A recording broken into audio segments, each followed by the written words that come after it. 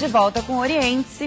Hoje falando sobre a mentira, recebendo o Padre Oswaldo Gerolim Filho, que é presidente do Portal Católico, recebendo Sérgio Sena, psicólogo especialista em linguagem corporal e detecção de mentira, e Nádia Freire, professora e doutora em educação.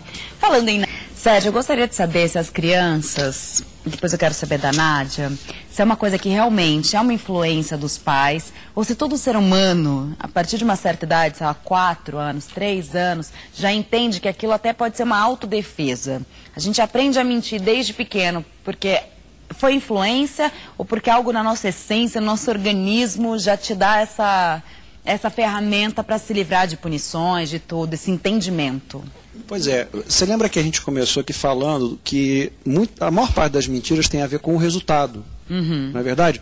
Esse vídeo que nós acabamos de ver, ele tem tudo a ver com isso. A pessoa quer atingir algum resultado e para isso ela não se preocupa muito com o processo, ou seja, com o caminho que ela vai percorrer até chegar àquele resultado. Como muitas vezes nós somos preguiçosos, nós somos assim um pouco descuidados, a gente pode acabar escolhendo um caminho que é mais curto, que é mais fácil, pelo menos naquele momento. Vamos colocar o exemplo que aconteceu ali no vídeo, né? Você não quer atender um telefone. Você diz, olha, eu não posso atender. Você não precisa dar detalhe, você não precisa dizer que você está no banho, você não precisa dizer... Você diz que não pode atender, realmente você não pode. Então, na verdade, a gente vai elaborando esses detalhes e são esses detalhes que acabam tornando aquele encontro uma mentira, aquela coisa uma mentira. Outro ela detalhe. Se pega na mentira por causa desses detalhes. Outro detalhe. A criança, principalmente, nós somos seres especializados em aprender. Engraçado, a gente diz das espécies, né? As espécies. O que o ser humano faz? Se a gente tivesse que escolher uma especialidade, a nossa especialidade é aprender. A gente aprende tudo. E a gente vai... Nós nos desenvolvemos de várias maneiras. Nós aprendemos de várias formas. A gente aprende quando uma pessoa conta para a gente alguma coisa. Olha, meu filho, você não pode mentir. Mas a gente aprende também pela observação. E a gente aprende também pela emoção. Então existem várias formas de aprender. Quando você vê o seu pai e a sua mãe, por exemplo, dentro de um ambiente que deveria ser protegido, que é um ambiente onde você desenvolve confiança, fazendo a mesma coisa que ela acabou de dizer para você não fazer... Aquilo é uma influência muito forte no seu sistema normativo. Espera aí, tem algum problema aqui, eu não posso mentir, mas eu posso dizer que não estou no telefone. E a criança que está... Então, que daí isso que eu perguntar, porque daí para a criança, se aquilo não é uma mentira, se ela não tem muita ideia daquilo, ela vai fazer, ela tem como fazer saber que ela acha que aquilo é permitido. Até porque...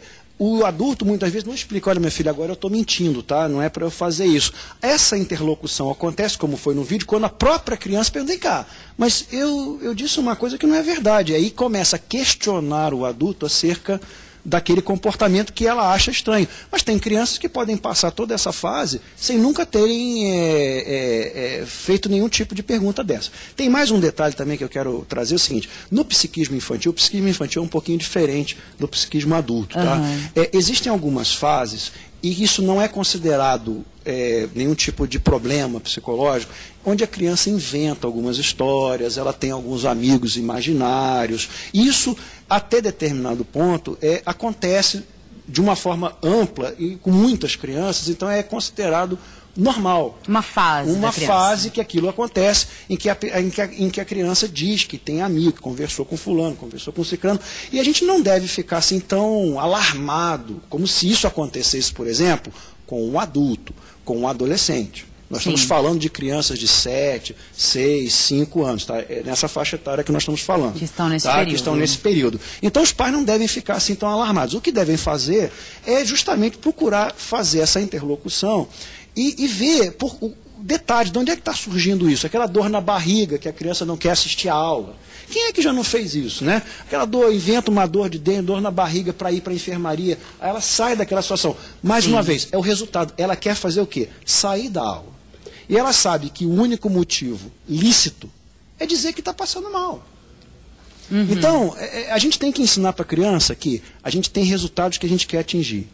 Mas tão importante como os resultados são os processos, são os caminhos que a gente usa para chegar neles.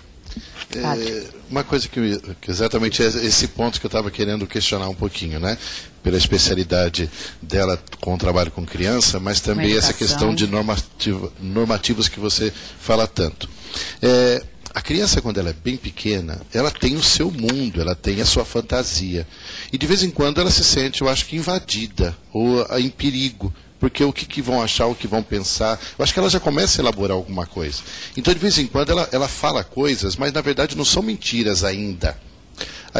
Eu coloco esse ponto. Agora, falando sobre o adulto, será que a gente tem tão claro essas situações? Isto é uma criança de poucos anos, depois é uma criança um pouco maior, depois é o adolescente, o jovem, o adulto. Será que a gente também, às vezes, numa situação dessa de família, não quer se proteger também, né? E não consegue ter clareza, a gente não teve um trabalho, né, ou talvez conhecimento, ou informação, ou maturidade emotiva, para a gente exatamente chegar e dizer, eu não estou com vontade, eu não quero atender agora.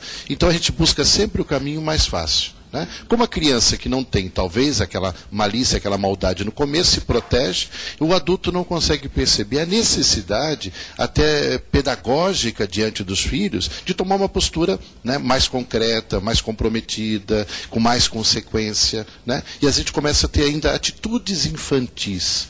E aí a mentira começa a adentrar o nosso universo, a ponto de se tornar uma coisa que as pessoas dizem, mas mentir é uma coisa comum. Uhum. Não é comum. É normal. Não é normal. Ela pode ser até comum, mas ela não é normal. São coisas porque ela é distintas. destrutiva até o ponto de ficar patológica no futuro. Perfeito, padre. Eu concordo perfeitamente. O seu resumo está perfeito. Eu acho, inclusive, que, explicando melhor para as pessoas, o psiquismo humano ele não é linear. O nosso desenvolvimento ele não é linear.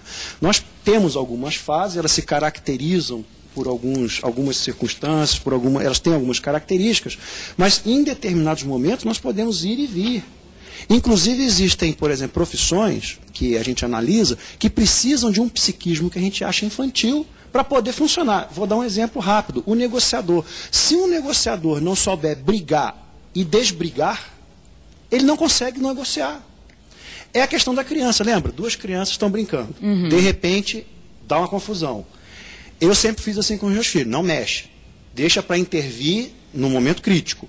Deixa resolver, porque daqui a pouco elas resolvem aquela questão e estão brincando juntas de novo. E você, como adulto, vai arrumar uma confusão com outro adulto que não vai ser resolvida tão facilmente. Exatamente. Alguns negociadores precisam desenvolver essa habilidade que a gente chama de infantil, não infantil de ser primitivo, mas porque a gente observa isso no comportamento infantil, para negociar, porque ele briga, mas depois ele tem que sentar na mesma mesa com aquela mesma pessoa e negociar como se nada tivesse acontecido.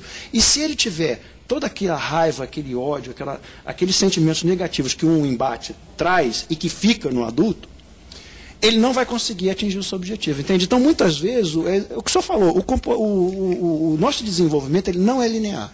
Nós mantemos certas habilidades, certas características de outras fases, nós amadurecemos sim, né? E a gente, existe todo um entendimento de como é esse amadurecimento, o que a gente pode esperar de um jovem, o que a gente espera de um adulto, de uma criança. Como saber se a pessoa está mentindo ou não. Então, não perca.